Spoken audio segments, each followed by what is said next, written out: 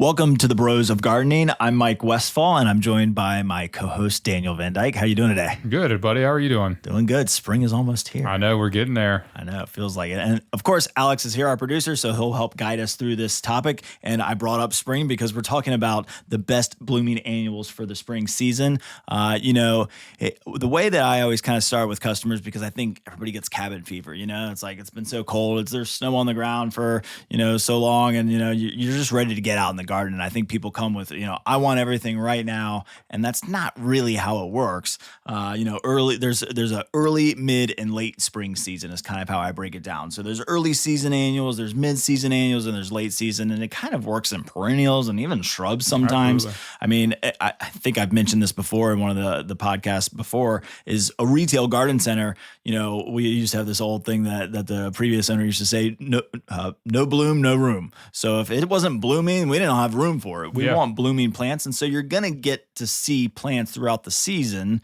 that are blooming or doing its biggest show at that time. Right. So if you come in, in March and you want, Vinca is one that we'll talk about a few times, you're not going to get it because it's not the right time to plant it. And so if you're going to a reliable, good, locally owned garden center, an independent garden center, then they're going to be honest with you and say, this is not the right time to plant it. So, we talk a lot about early, mid, and late season. We'll talk about that kind of as we go through this. I think that's an important point is, there's great ones for each season. You can kind of plan your annual plantings that way.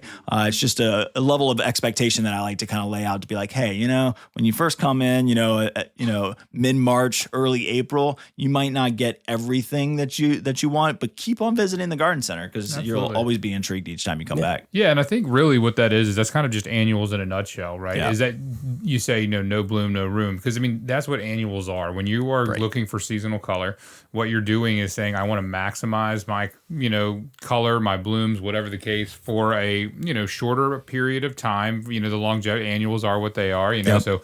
annuals, obviously, maybe start with that. The annuals are something that you're going to plant each year. There are annuals for different times of the season. Obviously, we're focusing on spring annuals right now. So you're kind of embracing the temporary aspect of it. And what you do is you get a ton of blooms. Again, they're fairly low maintenance once they're in the ground, but you're really trying to showcase those blooms. And so there's really, where that's kind of the struggle with shrubs and things like you mentioned is you need those year round. Just because something's not in bloom, whether it's a hydrangea,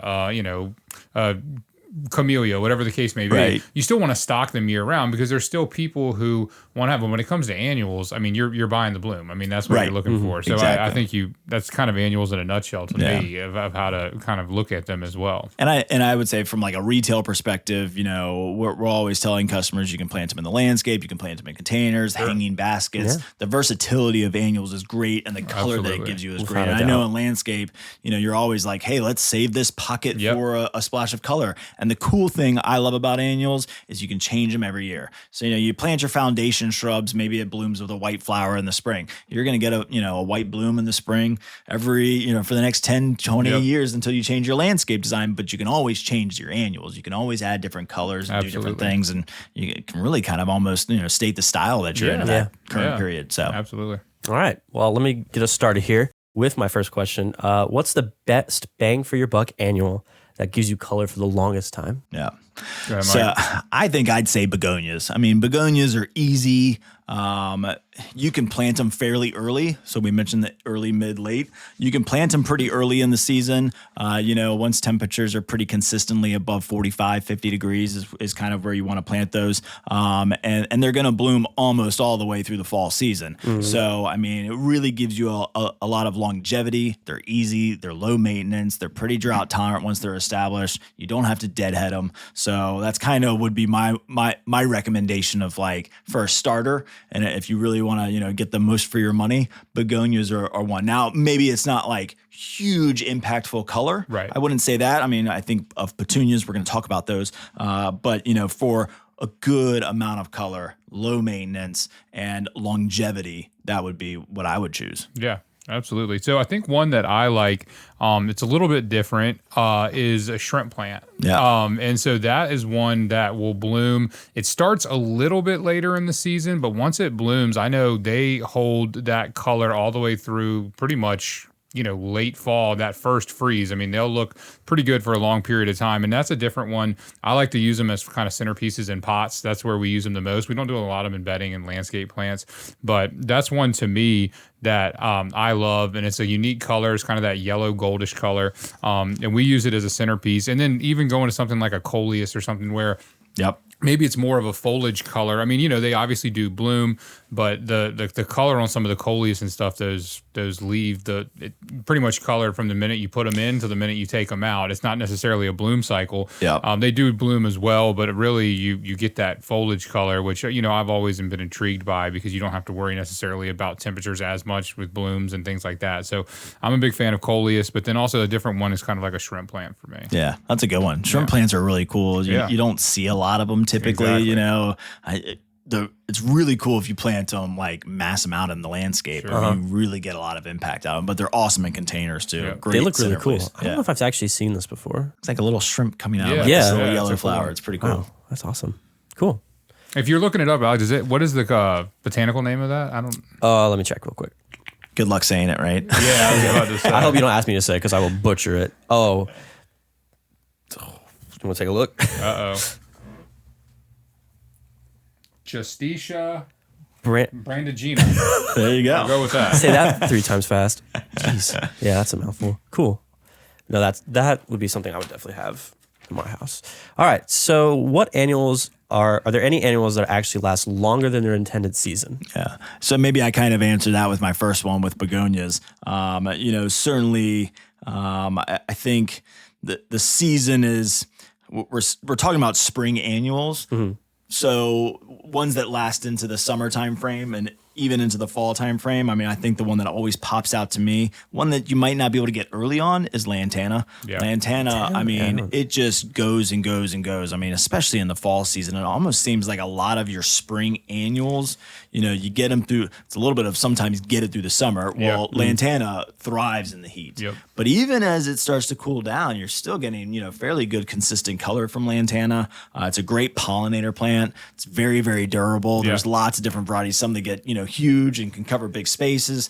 There's actually a perennial variety, but most of them are annual, and you can get a lot of different colors. You can get some that are trailing and more ground cover. Sure. So there's a lot of cool ones in the lantana group, and I think, especially when you're talking about pollinators and attracting them into your yard, if you're doing a vegetable garden, I always recommend lantana because it entices the bees and the butterflies into your yard, and it's a really easy one to grow. Yeah. Well, it's got like a 3-tone color. What's this one right here? Yeah, like this, a lot of the blooms are kind of like come in a cluster. Mango. So, and you get like different colors, typically like some pinks, some yellows, some oranges. They've got red ones now. There's purples. I mean, there's a whole slew of colors. This looks white. Yeah, this is a great one for sure.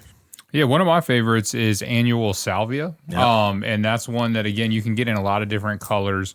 Annual salvia, to me, again, it loves the heat. It's not going to back off of that at all. And I think that's what you said, is you're trying to find things. There's a lot of things that really, once that summer heat hits, it starts to really struggle. And so that'll shorten up that lifeline, or, that timeline on the blooms a little bit. But yeah, so annual salvia is one for me. Again, you're going to get it pretty late into probably May, but Vinca, again, it really thrives in that summer heat, and it does a great job. So Vinca is another one for me, a little bit more common maybe. And salvia is one that has a lot of popular perennial options too that we use a ton of. But the annual salvia, that dark red salvia, you can get some really striking color from that, and they actually do pretty well in the shade too. Yeah, I've seen them growing in shade situations, and most salvias, really like full sun. Yeah, but that one actually does pretty well in a little bit of shade. It's a cool one. Yeah, and I think it's good to maybe like bring up pansies and violas too at this point, because here in the southeastern part of Virginia, we typically plant pansies in the fall because they make it all the way through the winter season. But there's a lot of places up north that, plant pansies as a spring annual. They don't even plant them in the fall or winter because they're not going to make it through the winter. The winter will kill them. Right. But here they survive through the winter. But up north, it's an early season annual for them. And pansies can last a fair amount of length in the season. And I think, a lot of people have tried to have them go even longer and maybe try and get them through the entire year. So especially in our area. So you plant them in the fall, they kind of, do their thing in the winter, but typically they bloom pretty well in our winters. And then they blow up in the spring. I mean, Yep. they go crazy, and people are always like, "Oh, I got to take the pansies out because I need to replace them with petunias, or whatever else they might want to plant." And so, but some people have tried to get them through spring. Typically, what happens with pansies, and when you get warm, when you start to get above 85, 90 degrees consistently, they start to stretch and kind of fall apart on you. Oh, okay. But they're still kind of People like living, you. and you're still kind of like, can I keep them going? Can I keep them going? Most people find that, I should have taken them out because I could have planted something 3 months ago that would have been going crazy right now. But up north, it is very much a spring annual that a lot of people plant. Oh, yeah. Cool. All right, let's see what else we got here. Because I was looking at that red one you talked about, Daniel, and that is a striking color. Absolutely. All right, so now this one is for you specifically, Mike. Yeah. But what annual do you find flies off the shelves the first of every spring here at the Garden Center?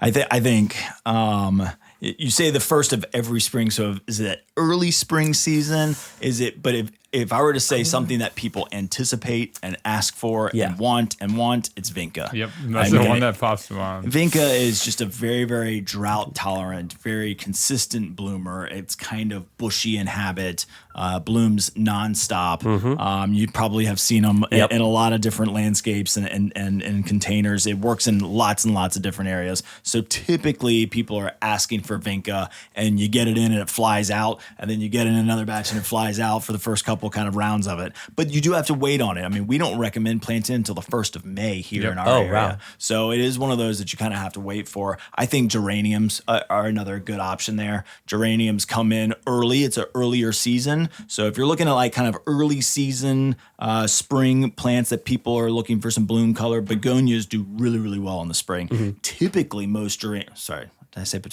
geraniums do really, really well early in the spring. And then sometimes they'll kind of fizzle out in the summer. Now there's newer varieties. Zonal geraniums typically are grown from cuttings rather than like a seed geranium. Seed geraniums are going to get pink, red, or white. That's it. And they typically don't bloom very well in the summer heat. But a zonal geranium is grown from cuttings, or a little bit of a hybridized type of geranium that does much better in our heat and will typically bloom throughout the season. So if you're looking for something early that you can plant and not have to worry too much about frost and cold weather, geraniums are a great one. There's Plectranthus is another good option. Primrose, we used to sell a lot of, a little bit of an old-fashioned one. Alyssum is a really popular kind of white blooming plant. So some of those are really, really, really, really popular. But I would say geraniums early. Vinca is the one that everybody asks for. So Vinca was the one that popped to mind when you asked the question. Again, not so much from a landscape perspective. I know retail, but that's what we have customers that are asking for Vinca. When we're doing their annual colors, they want it, right around mid-April. And if they want Vinca, by the time, and again, I guess just how it grows, because we even getting 6-inch Vinca, sometimes you're into mid-May. I mean, it can take a little while. And so that's one where we, it's not flying off the shelves, but in the same sense, it's the anticipation. And I always think of Vinca too, because people are they're desperate for it. And then once it is finally available, they're ready to roll. So whenever, even the growers we buy from for landscape jobs, we pre-book Vinca if we know Vinca is coming, especially in large quantities, because that's one where it'll show up on the availability and it is gone pretty quickly. So that's one that we kind of try to plan ahead for that. And it comes in a huge array of colors. Oh, so many. But the number one color is white with the red dot. Really? That's the number one? It's called polka dot, I believe. It's called polka dot. Yep. Polka dot red. So it's a white flower with a red polka dot in the center, and that's the number one variety for sure. Absolutely. And it brings up another great point, which is impatiens. Impatiens are very popular because we're talking a lot of annuals, a lot of blooming annuals really require a fair amount of sun. Vinca needs as much sun as you can get it. But impatiens are a great one. And, old-fashioned impatiens are kind of going by the wayside. There was a bit of a fungus that kind of infected them, at least in our area, and it stayed in the soil for a very long time. So, those impatiens have kind of, aren't as popular anymore, but they look very similar to a Vinca kind of by flower shape and kind of like the way that it grows, kind of almost ground cover but bushy in habit. But there's new impatiens, there's sun patients that actually do really, really well in the shade. Absolutely, New Guinea impatiens and sun patients are very, very similar, almost identical. The sun patients are engineered to be a little bit more sun tolerant, but they grow very well in the shade and they can get big. I mean, they can cover some ground space. So those are some good ones too. And they can actually be kind of like a mid-season. That's where you're going to start to see them pop in. Maybe not right away at the start of spring, but kind of about the mid-season. Cool. points. Nice. Excellent. Well, Daniel, I have one for you now. All right, hit me. Okay, so what is the best annual for a nice big professional landscape?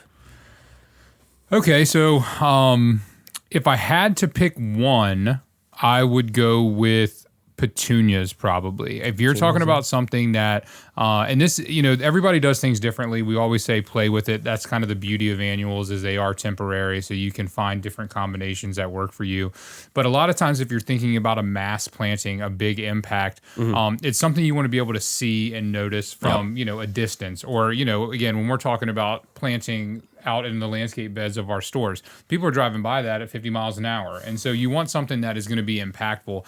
And me and Mike actually worked on this together when we were planning out the front landscape here, and we went with petunias for the first time, and I don't think we'll ever go back because it was, we've tried a lot of different things, and we used to try like bigger varieties, and again, we like to play with it. It was kind of like a test garden to some extent. Yep. And we like to highlight and showcase different annuals. Right. But if you're saying one thing from the amount it's going to bloom to, again, it's very hardy. Petunias, specifically the bubblegum petunia is one that is very popular. But again, petunias come in a lot of different colors, and you can get a lot of different ones.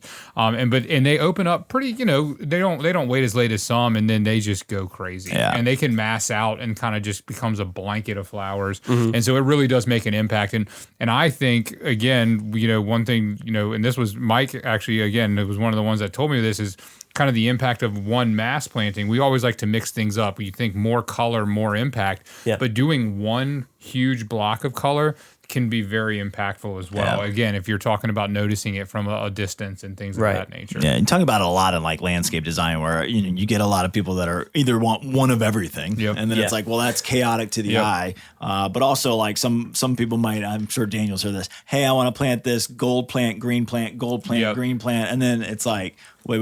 You really should plant like a row of it and then maybe break off that in front of it with another group. So it's kind of the same thing with annual color. It's, mass it out, you get more impact out of it. And I'll throw sweet potato vine into the mix here too. Sweet potato vine, it comes in, either a lime green color. It actually comes in multiple colors now. But typically you're going to see kind of that chartreuse green or a burgundy color. And those things cover some ground space. I mean, it's not a blooming plant per se. It does bloom, but it's not a noticeable bloom. It's really grown for its ground cover. It's a great one in containers for trailing and things like that. But in the landscape, it can take over.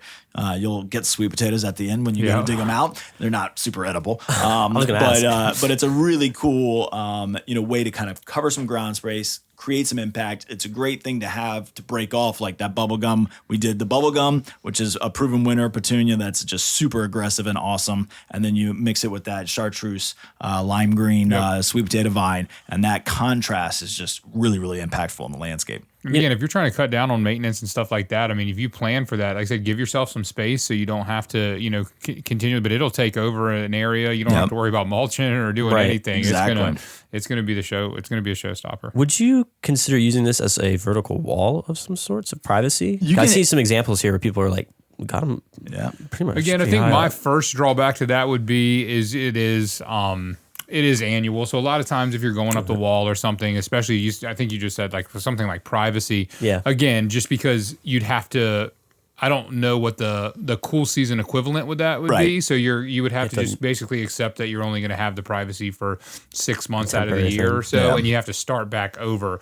But I mean, given how quickly it grows, I mean, you could certainly do it. I think it would perform well, and it's just you'd be accepting again kind of that temporary aspect of it. It's all about timing. Because we haven't talked about like mandevilla and hibiscus yet, but mandevilla is a very fast growing vine. Awesome on trellises and in containers as centerpieces, and you could grow it on a fence, for privacy, but it's going to be fairly short lived. Yeah, absolutely. At least in our area. So I mean, bougainvillea is another one. Bougainvillea will actually grow into portions of South Carolina, North Carolina, maybe, but it's going to bloom best really in like Georgia, South Carolina, Florida.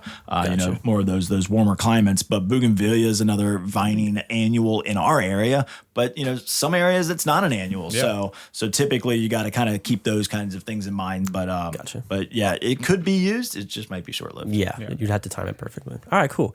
Let's see here. So what would be a underrated annual that people should be using more often? What's something that you guys actually would recommend more?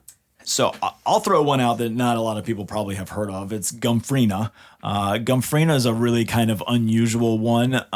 Super drought tolerant. Very easy to grow, kind of, probably a little bit more of a landscape plant, because I would recommend planting in the landscape. I've seen it in centerpieces of containers and different things. But massing those out creates huge impact of color. They don't stop blooming. They're very easy to grow. You don't have to deadhead them. So I would say probably Gumfrina for me. They come in multiple colors, but typically the pink one's my favorite. Right. I tend to like pink blooms, bubblegum petunia, the Gumfrina. They just show up in the landscape really well, because you got a lot of greens and whites typically, golds, burgundies. You typically can get some of those in the landscape. But for something that, maybe people should be using more of, I'd throw Gumfrina in the mix. Yeah, Gumfrina is a cool one too. We've used, you do it like on the water, Yep. and you get that breeze that kind of moves it a little bit. It has a little bit of a kind of dances in the wind. And so that's a really cool, when you have that pink, that blanket of pink just kind of dancing in the wind like that, kind of a whimsical feel. I think that's Gumfrina is the one that I had not heard about very much of again, until we started doing more and more with annuals, and that's one of my favorites as well. So that's a great one. For me, I think it's obviously, I wouldn't say it's begonias in and of themselves, I wouldn't call underrated, but one specifically that I love is the Whopper begonia. Or the big leaf begonia. There's different versions of it, but it's basically essentially it's a larger begonia.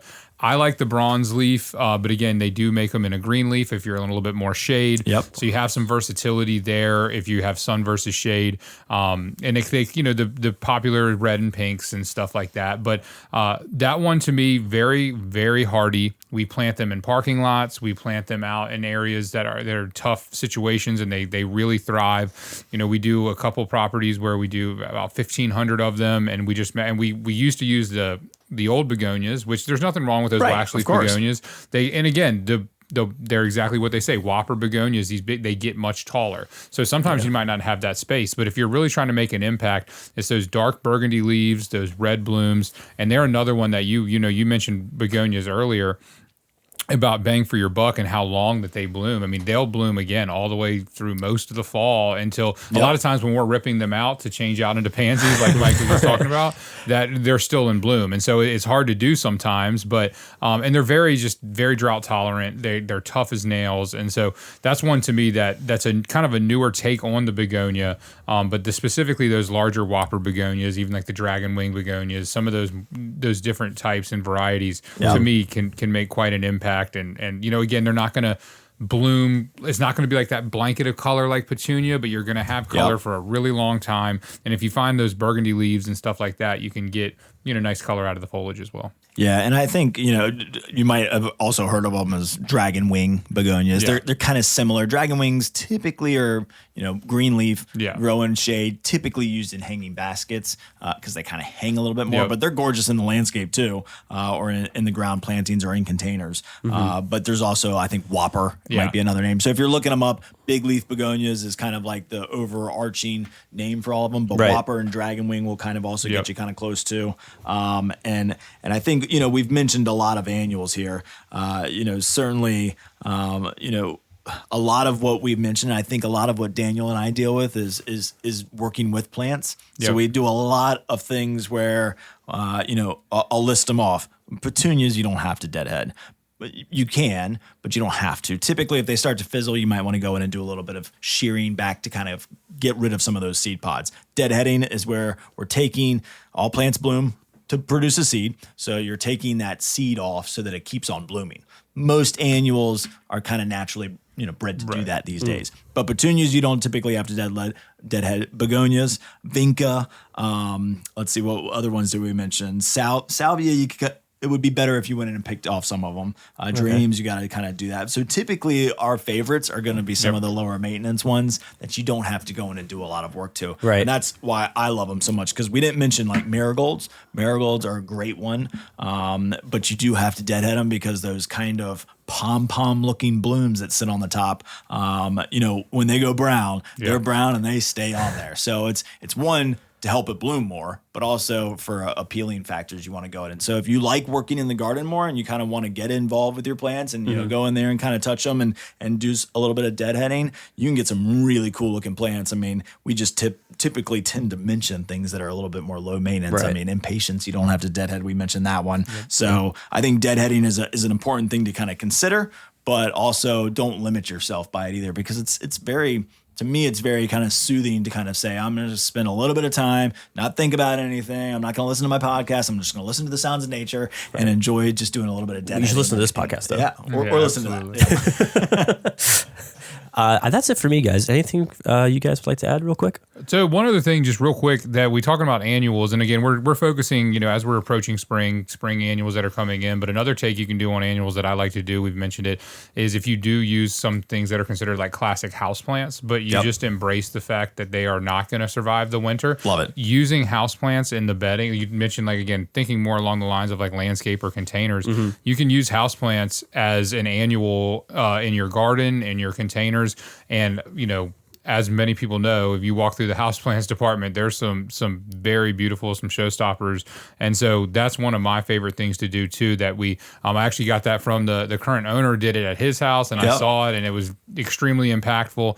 And so that was kind of how I got the idea. And we've done a few designs with that, and it really can make a big impact. Yeah. Most houseplants are very equivalently priced to annuals. So if you go look at like a 4-inch or even maybe 6-inch houseplants, you know, I think of anthuriums just because they're blooming. So if you're comparing an anthurium to a, you know, petunia, they're going to be pretty similarly priced, especially 4-inch to 4-inch and 6-inch to 6-inch. So why not plant them? I mean, yes, they're going to die if you let them stay out in the yard. And sometimes you might, you know, put them in containers and bring them in during the winter, but sometimes just treat them as an annual. I mean, Mother Nature didn't create houseplants. I've said it multiple times. Absolutely. So they were intended to be planted out in the yard. So plant them out in the yard if you want to. I think there's tons of begonias that we sell indoors now as houseplants, but those could be planted in the yard.